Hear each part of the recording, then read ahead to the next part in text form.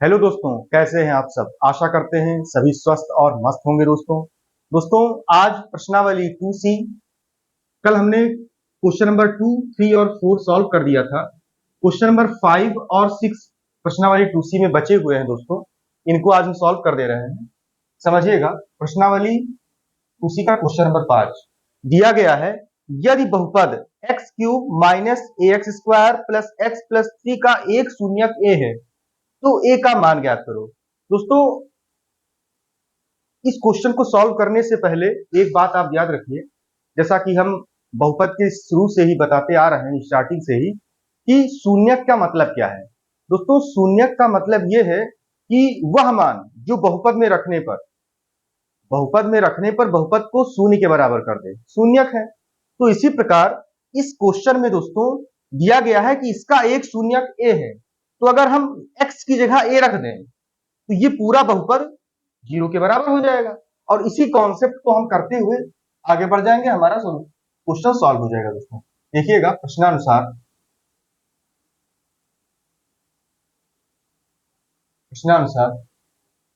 बहुपद बहुपद क्या दिया गया है, x cube minus a x square plus x plus 3 का एक शून्यक का एक शून्यक स्मॉल ए है। दोस्तों, का एक शून्यक स्मॉल ए है। दिस इंप्लाइज, अब ये क्या इंप्लाइज करता है दोस्तों, कि अगर हम एक x की जगह a रख देते हैं, x की जगह a रख देते हैं, तो यहाँ क्या आ गया, a क्यूब माइनस a, और यहाँ दोस्तों x की जगह रखेंगे तो a square plus a plus 3, ये किसके बराबर हो जाएगा दोस्तों, 0 के बराबर। अब समझिएगा, यहाँ पे ये a क्यूब है दोस्तों, यहाँ पर a की पावर है 1, यहाँ पर कोई पावर नहीं है तो a की पावर है 1, a की घात है 1, और यहाँ a की घात है 2। और हमने अपने पिछली वीडियो में आपको बता रखा है, अगर आधार समान होती है, जैसे आधार है a, घात है m, और गुणे हो रहा है, आधार है a, घात है m, अगर आधार समान होती है तो घात दोस्तों जुड़ जाती है। तो सेम जब हम यहां पर दोस्तों करेंगे a की पावर 1, a की पावर 2, आधार समान है तो घात जुड़ जाएगी। दोस्तों हमारे पास क्या आ जाएगा, a की power 3 plus a plus 3 is equal to 0।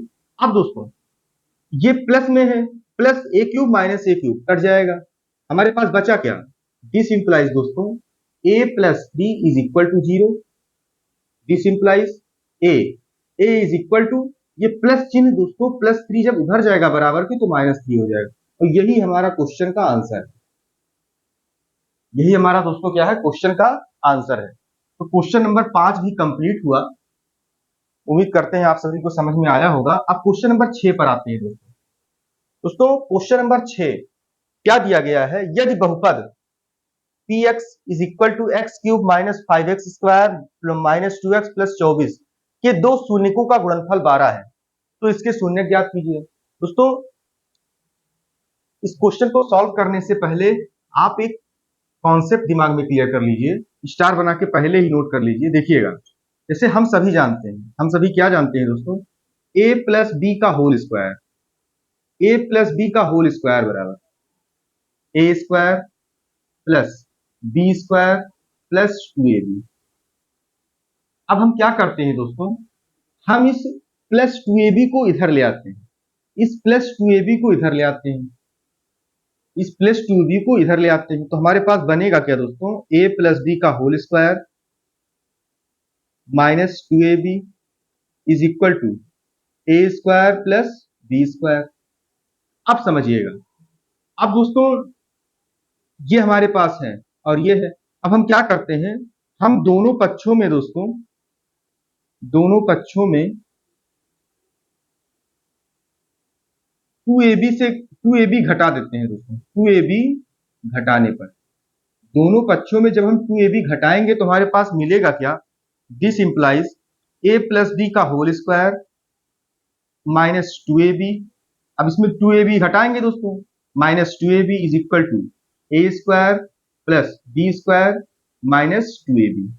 आप समझिएगा दोस्तों, ये हमारे पास कॉन्सेप्ट क्या निकल कर आया, a प्लस बी का whole square -2ab minus 4ab is equal to, अब दोस्तों ये a square plus b square minus 2ab, ये क्या हो गया, a माइनस बी का होल स्क्वायर।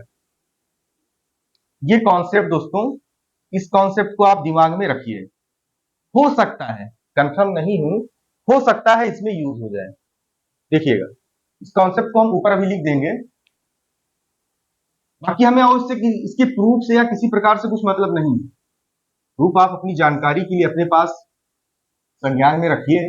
बाकी देखिएगा, कॉन्सेप्ट हम ऊपर लिख दे रहे हैं। कॉन्सेप्ट क्या है, ये हमारा क्वेश्चन सॉल्व हो ही चुका था, हम इसको हटाकर यहीं पर कॉन्सेप्ट लिख दे रहे हैं इसका।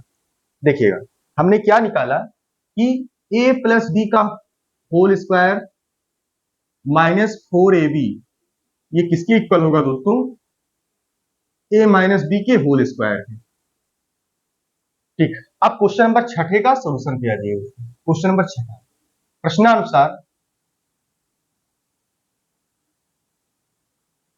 प्रश्नानुसार क्या है दोस्तों, प्रश्नानुसार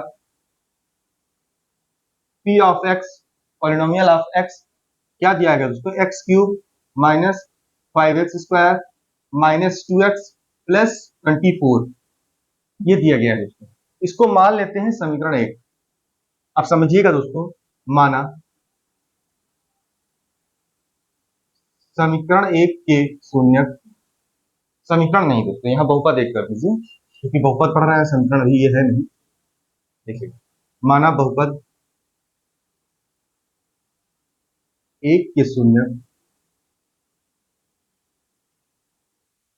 अल्फा बीटा तथा गामा। ठीक, आप समझिएगा दोस्तों, प्रश्न में क्या दिया गया है, दो शून्यकों का गुणनफल 12 है। दो शून्यकों का गुणनफल क्या दिया गया है, कोई भी दो शून्यक ले लें, हमारे पास 3 शून्यक है, क्योंकि पावर सबसे बड़ी 3 थी, इसलिए 3 शून्यक है, कोई भी दो शून्यक, तो हम मान लेते हैं दोस्तों अल्फा बीटा, अल्फा गुणे बीटा, दो शून्यक का मान 12 है। ये दोस्तों दिया गया है, ये दिया है, हम इसको दिया है नोट कर ले रहे हैं। आप समझिएगा, हम सभी पिछली क्लास में पढ़ के आए हैं दोस्तों कि चूंकि हम जानते हैं, क्योंकि हम जानते हैं कि क्या जानते हैं दोस्तों, शून्यकों का गुणनफल, शून्यकों का गुणनफल, शून्यकों का गुणनफल क्या होता है दोस्तों, त्रिघात बहुपद के केस में देखिएगा, प्लस माइनस माइनस अचर पद बटे एक्स क्यूब का गुणांक। अब दोस्तों देखिएगा, यहां अचर पद क्या है, बहुपद में अचर पद है 24, चूंकि पहले माइनस लगा है तो माइनस लगा दें। एक्स क्यूब का गुणांक क्या है दोस्तों, कुछ नहीं है, तो एक्स क्यूब का गुणांक 1 है, और शून्य क्या है, अल्फा बीटा और गामा, तो अल्फा बीटा और गामा। अब यहां समझिएगा, प्रश्न में अल्फा और बीटा का मान कितना दिया गया है, 12, तो 12 गुणे गामा बराबर -24, 12 एकम 12, 12 दूनी 24, तो गामा का मान कितना आ गया दोस्तों, -2।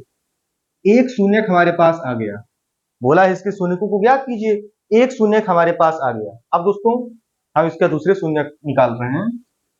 देखिए, अब दोस्तों हम अब जानते हैं तथा शून्यकों का योगफल क्या होता है दोस्तों, शून्यकों योगफल,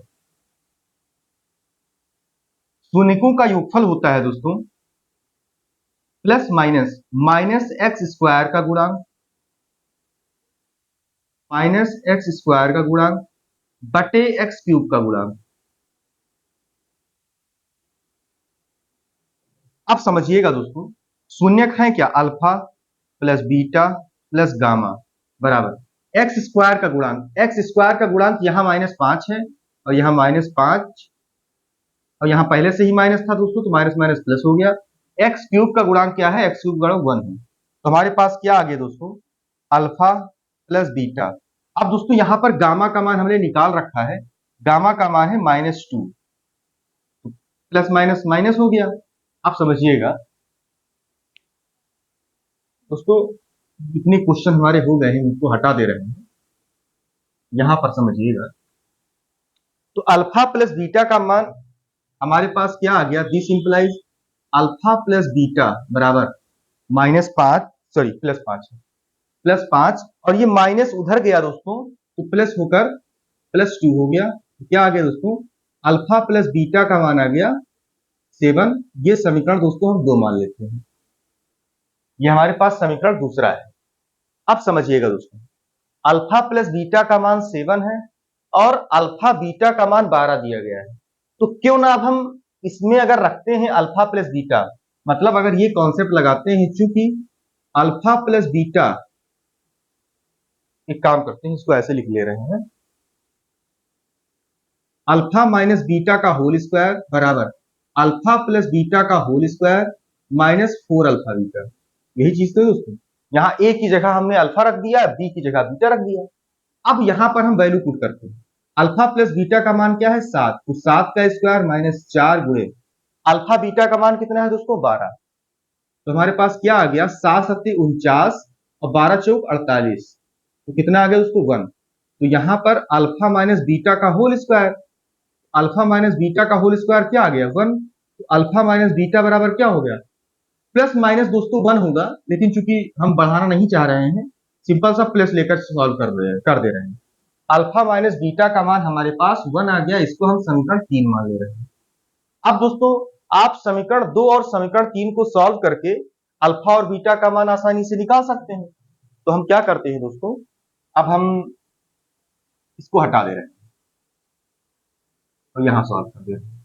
देखिएगा, तो समीकरण 2 में समीकरण 3 को जोड़ने पर, जब हम दोस्तों जोड़ देंगे, जोड़ने पर क्योंकि यहाँ माइनस बीटा है यहाँ प्लस बीटा है, यहाँ माइनस बीटा है यहाँ प्लस बीटा है, जोड़ेंगे तो बीटा कट जाएगा दोस्तों। तो हमारे पास क्या आ गया, अल्फा प्लस बीटा बराबर 7 और अल्फा माइनस बीटा बराबर 1। जोड़ेंगे दोस्तों तो बीटा से बीटा कैंसिल, ये 2 अल्फा का मान कितना आ गया 7 और 1 8, तो अल्फा बराबर कितना आ गया दोस्तों 8/2। अल्फा का मान कितना आ गया 4, तो हमारे पास अल्फा का मान आ गया। अब अल्फा का मान चाहे हम समीकरण 2 में रख दें दोस्तों, चाहे समीकरण 3 में रख दें, चाहे अभी यहाँ अल्फा गुणे बीटा बराबर 12 था उसमें रख दें। तो हम एक काम करते हैं, समीकरण 2 में रख दे रहे हैं। समीकरण 2 से दोस्तों, 2 से अल्फा प्लस बीटा क्या दिया गया है 7, तो अल्फा का मान 4 है, 4 प्लस बीटा बराबर 7, तो बीटा बराबर 7 माइनस 4 बराबर 3, तो बीटा का मान दोस्तों क्या आ गया 3। तो हमारे पास गामा का मान -2, बीटा का मान 3 और अल्फा का मान 4, 3 शून्यक आ गए, और त्रिघात बहुपद है तो अधिकतम 3 शून्यक होंगे। ये क्वेश्चन दोस्तों हमारा फिर सॉल्व हुआ। तो इसी चीज को हम लिख देंगे, अतः बहुपद के शून्यक 4, 3 और -2 है। अतः बहुपद के शून्यक